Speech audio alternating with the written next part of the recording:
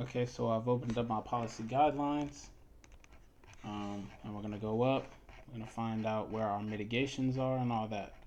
Okay, so I already have my things highlighted. We're gonna start off with excessive leverage. So let me find that.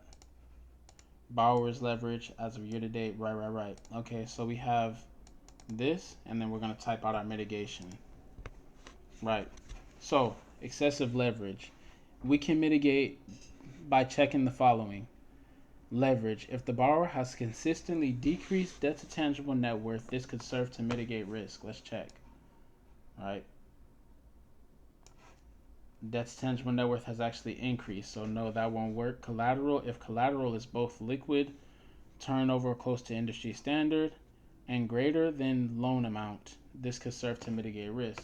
Well, we have a collateral shortfall. Debt service coverage ratio, the borrower's ability to cover their debts, can serve to mitigate the risk. Nope. Okay, limitation on debt. If we have a limitation on additional debt covenant, then that can serve to mitigate risk. So we do have a limitation on additional debt. Maximum additional debt. Okay, so that's our first mitigation, right? Mitigation. Mitigation number one, limit on additional debt. The borrower may not borrow more than $0 without prior approval. Right. Okay. So let's keep going. Breakdown of debt, a special covenant requiring quarterly debt schedules. Nope. Guarantor tangible net worth. The guarantor's tangible net worth should be considered if it's significantly relative to the borrower's total debt. Okay, so let's see how much they have in tangible net worth, right? So our guarantor, they have $7 million in tangible net worth, and the loan that we're giving this borrower is $1 million. Okay, which is really good. So what we're gonna say is mitigation number two. The guarantor has money sign 962M in liquid assets and money sign $7 million in tangible net worth. Right, real simple. And the reason why this works as a mitigation is because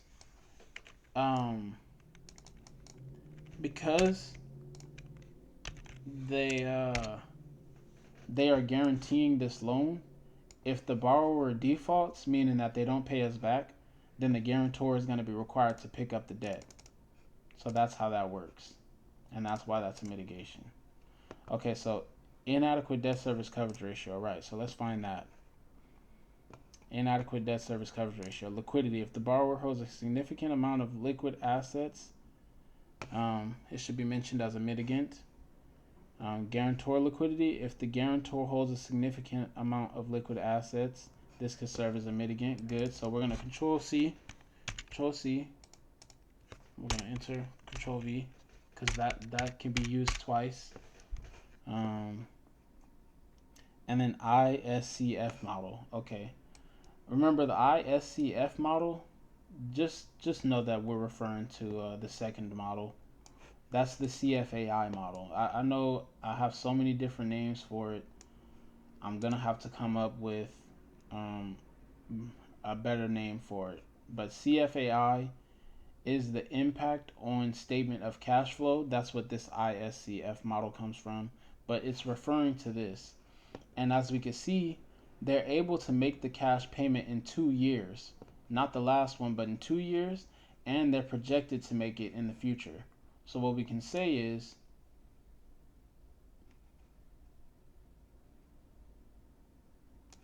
right. And this is if you have a debt service coverage ratio covenant, right?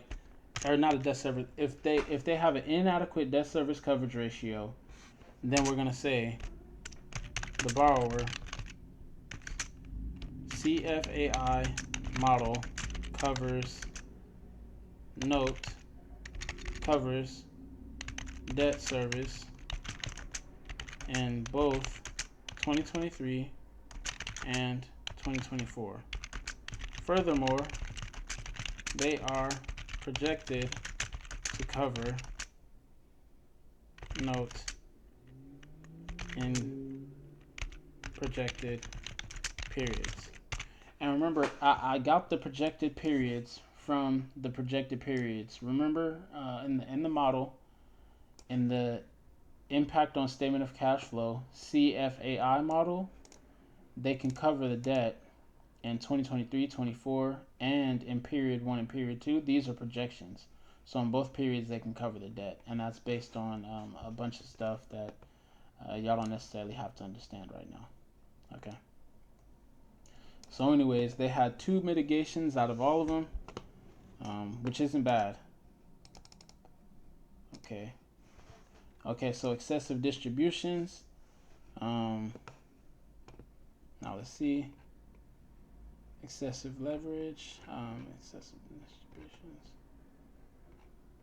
Out of shortfall. Excessive distributions, right. Minimum tangible net worth plus debt to tangible net worth covenant. The 2 covenants combined make the required. All right. Okay, so mitigation. Number 1, the borrower has both a tangible net worth and debt to tangible net worth covenant restricting the distributions. Restricting future distributions. Right, a tangible net worth covenant of how much? Tangible net worth covenant. Now let's go down. Minimum debt to tangible net worth of 3.66, a maximum, and minimum tangible net worth covenant greater than $586,000, right? Okay. So we're gonna do tangible net worth covenant greater than $586,000, and that's tangible net worth covenant of less than 3.66x. Right? Okay. So this is the only mitigation that we have for this one, but we can remove that for now. Consecutive quarters of sales decline. Man, this dude was just breaking everything. Okay. So we're going to come right here. Liquidity. If the borrower holds a significant amount of liquid assets, then it should be mentioned as a mitigant. Okay, now let's go and check. Yeah, majority of their assets are liquid. Oh, not right here. So we're going to say, right, 1027 divided by 2748. Right, 37% is liquid. Nah, sales strategy. We should note the borrower's sales strategy. Okay, so what's their new sales strategy? Right, okay. Let's go and read what their sales strategy is. Okay, here we go. As of year-to-date decreased due to a large customer or a weed. Oh, the borrower attempted to pass cost on. Right. Okay. Right. The borrower has entered into negotiations with a large grocery store, Sprouts, who will be adding. Right. Okay. So, consecutive sales decline, mitigation. Number 1, we're going to say the borrower has changed policy not to allow for fixed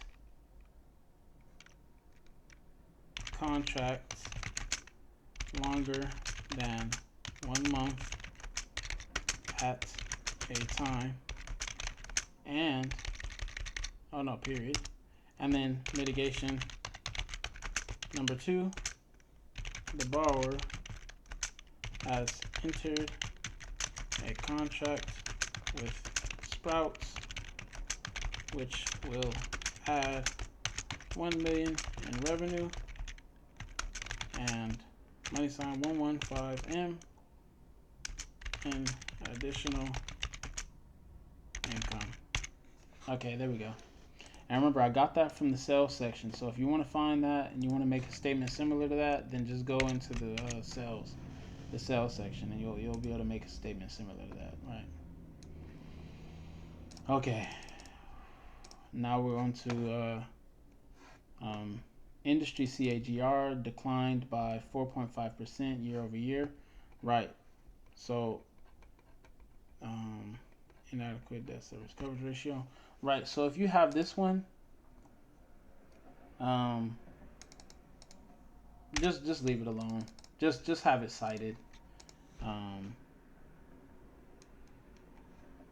Yeah, just have it cited. And I believe I did this just in case your industry's revenue did decline. There's nothing that can mitigate that. It's just a risk that we need to know about. So inadequate liquidity, the borrower's liquidity ratios fell below 0.025, deviation from industry median.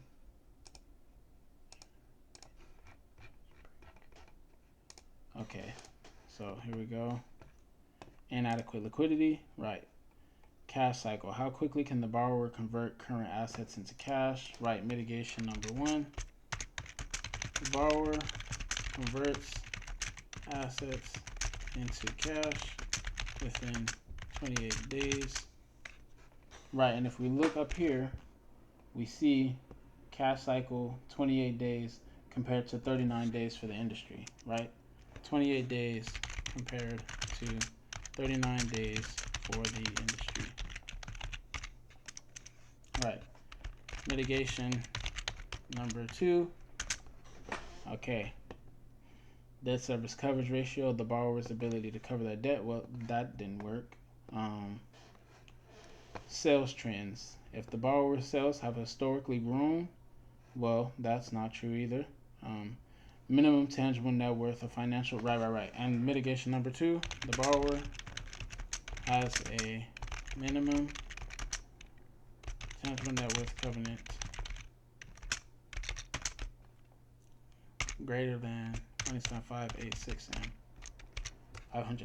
And if y'all are wondering where I'm getting all these numbers, remember I wrote this package. I memorized the numbers that I came up with, and that's where I'm getting these numbers from. I know it might seem like I'm just pulling them out of my butt, but if you were to read the package, you could find it on every single page. And if you guys want to make it to where you can tell that you're not, just BSing, you can write down page 6. If you got it from page 7, then you could write down page 7. That it's up to you. I'm not gonna do it, but if you want to do it that way, by all means do it that way. That's fine. Okay, so here we go. AR concentrations. The borrower has AR. Right, and most of y'all should have this. So customer summary, right? Customer summary. Mitigation number 1. See customer summary on page. On page.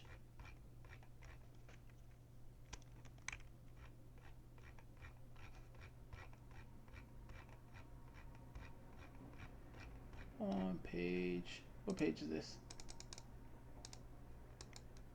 Dang, hold on.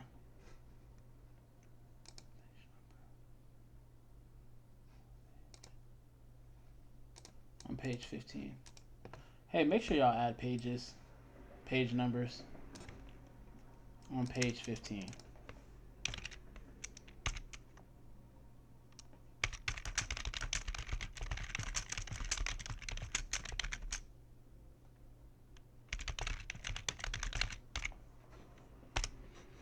All customers are large and long-standing. Mitigation number 2, right. Collateral. If collateral is both liquid, turnover close to industry standard, and greater than loan amount, this could serve to mitigate risk. Right. So we're going to take that one that we put down here again. Where is it? The borrower converts cash within, right, Control C.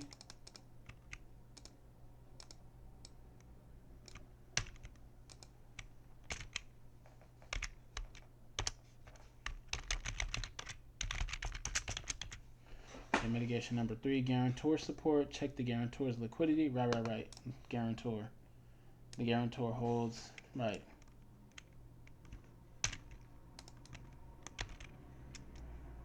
There we go. Okay.